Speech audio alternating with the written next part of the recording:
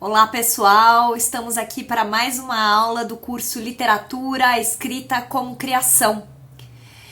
Sejam bem-vindos, espero que estejam bem. Lembrando, Literatura, a Escrita como Criação é um curso, parte do curso maior, que é o Memórias Construídas Online 2, promovido pela Via Cultural com apoio do PROAC. Vamos então para mais uma aula.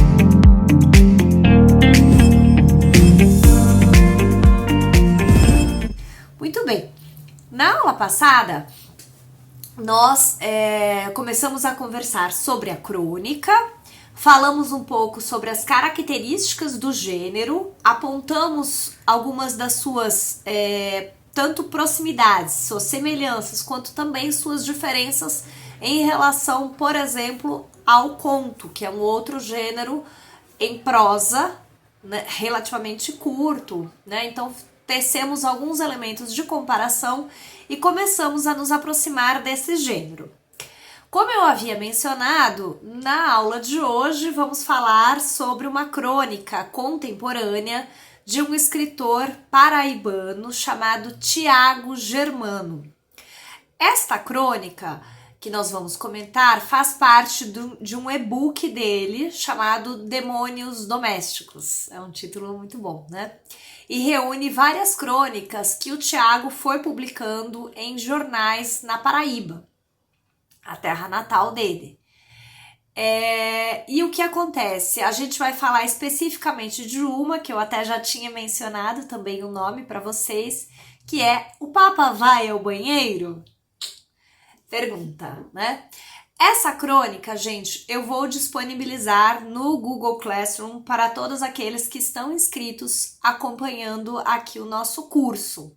E aí peço, então, que vocês leiam, porque, claro, as análises aqui, os comentários vão fazer muito mais sentido. Bom, uma primeira coisa que nos chama a atenção nessa crônica, de imediato, é o seu título, que traz essa pergunta insólita, essa pergunta estranha, né? Que inusitada, vamos dizer, que é se o Papa vai ao banheiro, né? E aí logo a gente vê, conforme a gente começa a leitura da crônica, a gente vê que essa é uma pergunta formulada por uma criança, formulada pelo cronista quando era menino. Então ele começa a nos levar para esse movimento, para esse momento, aliás, melhor dizendo, de quando ele, fazendo catecismo, então que é aquele curso preparatório para as crianças fazerem a sua primeira comunhão, para aqueles que seguem a religião católica, né? Então, ele fazendo esse curso de catecismo, ele nos leva logo de cara, no primeiro parágrafo, para o momento em que o padre, então, já depois de um tempo de aula, falou, olha, está aberto aí para quem quiser perguntar. E ele fala, né, que ele, menino, então, juntou uma coragem que ele, hoje, como adulto, tem dificuldades de encontrar nos eventos que ele participa, e lançou a grande pergunta filosófica, né? O Papa vai ao banheiro? Imagina a reação do padre, né? Eu vou depois ler esse fragmento que é muito legal, vou pegar aqui, mas só comentar uma coisa, que é o movimento da crônica, é um movimento de memória puxa memória. Por quê? Ele começa com este episódio, aí ele nos fala, o cronista nos fala que ele se recordou deste episódio passado na sua infância por ocasião da morte do Papa João Paulo II, que aconteceu em 2005. Então essa crônica já tem algum tempo que ele escreveu, né? Mas o livro é mais recente. Então, ele fala que quando o Papa João Paulo II morreu, ele se lembrou. E ele diz uma coisa que eu me senti muito contemplada, né? Que ele fala que para muitos, ou para quase todos, enfim, da geração dele, que é a minha geração, o Papa João Paulo II foi o Papa. Ele é o que ficou com a cara de Papa, porque ele virou Papa quando a gente era muito pequenininho. E passou como Papa por grande parte, né? Pega toda a nossa vida adulta, ali, vida adulta não, a nossa infância e aí adolescência, juventude e tal, até chegar na vida adulta, então uma grande parte da vida.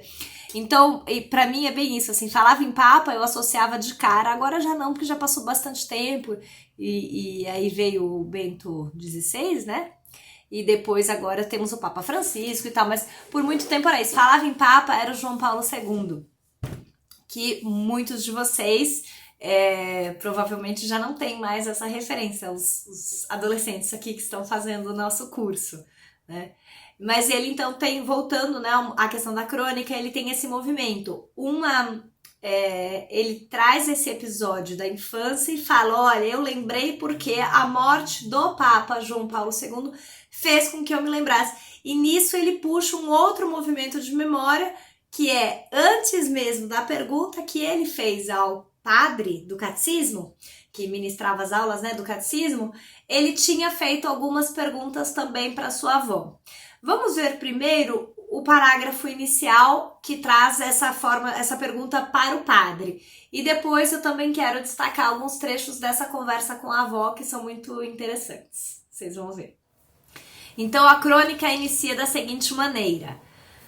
No terceiro mês do catecismo, então ele até situa, né? O padre nos deu a chance esperada, então as crianças estavam aguardando. Depois de 12 semanas de aulas e de leituras bíblicas, aí ele põe vírgula, tão pouco frequentadas quanto pouco entendidas, quer dizer, a criançada não queria e fazia o máximo ali para fugir das aulas e também pouco entendia, vírgula, podíamos perguntar o que quiséssemos. Então chegou aquele momento. Aí ele põe um ponto, né? Ele faz então essa frase longa, né? Que fica no terceiro mês do catecismo, ele situa o momento e o padre nos deu a chance esperada. Então olha a maneira, né, de dizer, olha, nós todos estávamos ali, crianças, aguardando essa chance. E aí vem, né, então essa possibilidade de pergunta. Ele divide, põe um ponto e vai para o outro parágrafo. É interessante a gente ir observando também, começar a observar nas nossas leituras a própria divisão de parágrafos, assim como a gente falou da questão da escolha das palavras, observar a construção das frases, tamanho, como os autores intercalam às vezes frases longas com frases curtas, às vezes frases de uma palavra. Então prestar atenção em todas essas coisas, nós vamos nos atentar aqui conforme forem aparecendo os textos. E a divisão dos parágrafos. Então, ele deu essa introdução, aí ele vai trazer a pergunta, então, né, abriu a chance, o padre falou, vocês podem perguntar. Ele vai trazer a pergunta que ele fez no parágrafo seguinte, como vocês vão ver aí no texto, lá no Classroom. Ele fala, fui o primeiro a erguer o braço. Então, pronto, olha a coragem, né? O padre encanecido, então o padre era grisalho já, pediu que eu me levantasse. Com a coragem que hoje, nos eventos de que participo, procuro, mas não acho, arranquei do fundo da alma a dúvida atordoante. Então, o adjetivo que ele usa, a dúvida atordoante. Então, era uma dúvida que atordoava, de tão importante, de tão significativa que era. E aí ele põe 2 pontos, abre aspas, porque aí vai vir a fala dele, né? Padre, o Papa vai ao banheiro? É sensacional, né? Mas aí ele não traz a reação do padre, ele não fala o que o padre respondeu, se a criançada caiu na gargalhada. E isso é um elemento interessante da gente observar também no movimento da crônica. Se estivéssemos em um conto, ele precisaria muito provavelmente contar o que aconteceu, né? Porque se fosse um conto, então ele ia ter que desenvolver essa história. Bom, e aí, quando ele perguntou se o Papa vai ao banheiro, o que o padre respondeu, né? Como as crianças... O padre ficou muito bravo, expulsou ele da sala, sei lá, né? Mas não, é esse fragmento só. É só esse pedaço de história. Lembram que eu falei na semana passada? Né? Como se fossem fiapos narrativos. Não existe a obrigação de desenvolver essa história com começo, meio e fim. Ele para isso, de novo, ele dá outra quebra de parágrafo. E no próximo parágrafo é que ele vai falar aquilo que eu estava comentando, que é a questão de que foi a morte do João Paulo II que fez com que ele se lembrasse desse episódio. Então aí ele vai especificar pra gente esse movimento, né? De uma memória que puxou, um acontecimento que puxou uma memória que vai puxar outra memória que é a da avó. Então ele fala, né? Olha, a morte de João Paulo II, em meio à comoção mundial gerada pelo seu funeral em 2005, me trouxe de volta essa lembrança distante. Junto com ela, um medo que eu sentia na infância daquele homem, do quadro que minha avó conservava pendurado ao lado da imagem de Jesus. Então é interessante também, porque o narrador, ao nos caracterizar esse cronista criança, que, né, esse cronista na infância, aliás, né, ele menino, ele nos mostra, inclusive, assim como tem um monte de criança que tem medo de palhaço, por exemplo, ele tinha medo do Papa. E ele tinha medo do Papa e a avó tinha esse quadro. Aí ele fala da avó e aí ele vai trazer a figura da avó e as perguntas que ele já tinha feito para a avó antes de fazer essa pergunta sensacional para o padre, professor do catecismo. Então ele fala, olha, eu não sabia a diferença entre Jesus e Deus. Então isso também é muito interessante para caracterizar esse ponto de vista infantil, olhando para as questões do universo religioso, né? Eu não sabia a diferença entre Jesus e Deus. Minha avó, olha, aí vem a explicação, né? Uma outra memória, então. Minha avó tentou me explicar que Jesus não era Deus, mas que também podia ser. Então, olha que coisa confusa para uma criança. Jesus não era Deus, mas podia ser. Agora vem a parte que eu acho também maravilhosa. Ele fala assim, então, mas que também podia ser, ponto. Que foi humano por 33 anos. Então, tem o período de vida de Jesus aqui, né? Conforme as narrativas bíblicas. Mas que depois que morreu virou uma pomba. Aí é sensacional a ideia do Espírito Santo, então a representação. E aí, imagina na cabeça da criança. Então, eu não sei, Jesus é Deus ou não é? Foi humano por 33 anos, mas aí morreu e virou uma pomba? Como assim, né? E aí vem ainda outra parte sensacional da lembrança dele, dessa conversa com a avó, que é, nesse dia, descobri que o Papa tinha um Papa móvel, o que fazia dele quase um herói de história em quadrinho. Por quê? Porque é Batmóvel, né? Então, olha só. E que, se o Papa comia, ele também tinha que ir obrigatoriamente ao banheiro. A minha avó, e ainda tem esse mais um detalhe da conversa com a avó.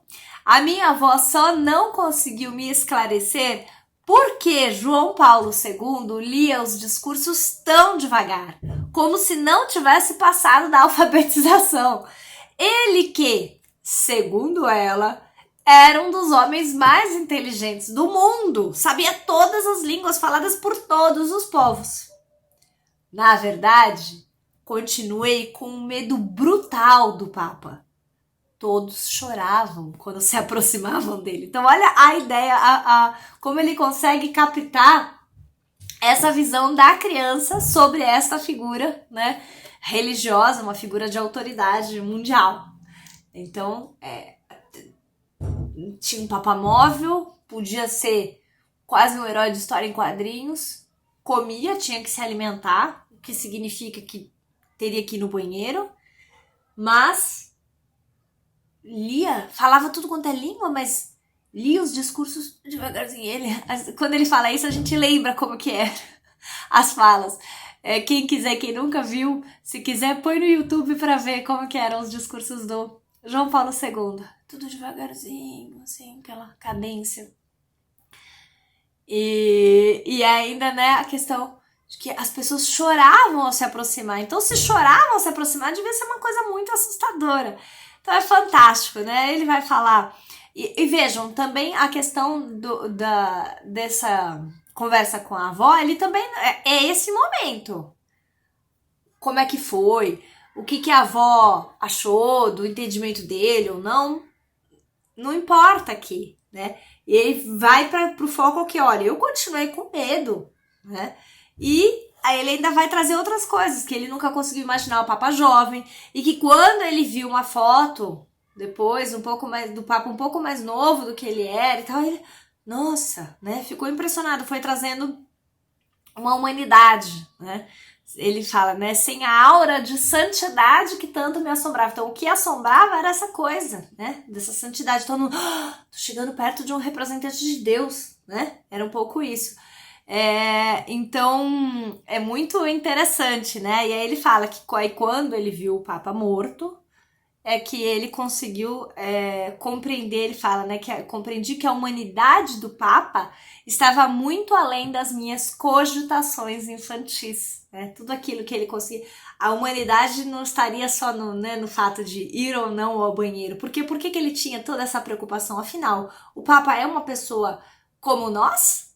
Como qualquer outra? Ou ele é diferente e ele então não precisa, né? E a maneira como ele encerra a crônica é fantástica. Ele diz assim: ainda hoje me pego imaginando o Papa no banheiro. As vestes santas despidas do corpo enorme. Olhem, vejam a imagem que ele nos constrói.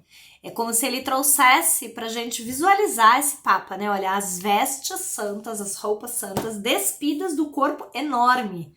Esse corpo enorme é um corpo enorme, não só fisicamente enorme, mas um corpo que traz, né, essa aura de santidade, como ele falou, traz essa ligação, né, com o espiritual. Ele é uma figura de autoridade. E riu o riso proibido do catecismo. Então ele se delicia imaginando, né, o Papa no banheiro, o Papa humano, né? A última imagem que guardarei do Papa João Paulo II, o único e verdadeiro Papa da minha geração, é a de sua dor, que o igualou a cada ser humano neste planeta. Olha como é bonito. Então vejam como ele vai do movimento de recordação infantil, de humor, do inusitado, né? do olhar da criança para coisas que o adulto nem para pensar, e ele vai se encaminhando para uma coisa bonita e tocante, né? Então, a dor, a imagem que ele vai guardar é de sua dor, que o igualou a cada ser humano neste planeta. Então, a preocupação dele que ele tinha de criança, né, com relação à humanidade, essa humanidade aparece como? Pela dor, porque foi sofrido, né? Os últimos tempos do Papa, ele adoeceu, enfim, então foi sofrido, né? Agora, uma dor como a de Jesus, aí ele faz a ligação, né? Uma dor como a de Jesus, que era humano, mas que também era Deus. E aí é como se ele respondesse aquilo que quando ele era criança ele não conseguia entender. E aí a visão dele adulto, né? Levando, então, igualando, aproximando. Papa, Jesus, Deus, né? Aí ele volta com humor e aí acaba com chave de ouro. E que talvez também fosse ao banheiro, Jesus, mas só de vez em quando. É fantástico, é fantástico. Então, eu acho que vocês depois vão poder fazer a leitura e se deliciar com essa crônica, se emocionar, porque esse momento é bem emocionante também. E observar esse exercício, né, e esse percurso que ele vai traçando, de memória que leva a outra memória, que vai para outra memória, e como a gente não tem ele não teve esse objetivo de contar uma história com começo e fim, mas ele traz essas pinceladas, e são pinceladas que nos tocam, que nos emocionam e nos fazem rir. É isso, gente, a gente vai continuar e eu espero que vocês tenham gostado e gostem de fazer a leitura da crônica deliciosa do Thiago Germano. Obrigada. Até!